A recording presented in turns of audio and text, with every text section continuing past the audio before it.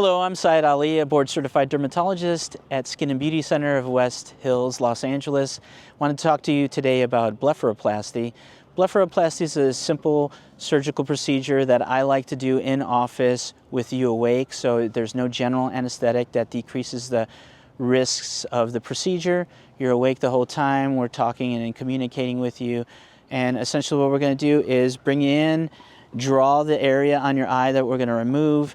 We're going to make sure that it's safe to remove that amount, and then we'll do a simple surgical procedure to remove the skin, tighten the muscle underneath, and if we need to remove any fat or reposition it, which is under the muscular layer, the orbicularis muscle of the eye, then we can do that at that time. And you'll have stitches in that dissolve. They'll come out in approximately a week. We'll ask you to do a couple of nights where you're sleeping upright to help with swelling. And you'll definitely have your full result within 30 days where you will look completely transformed.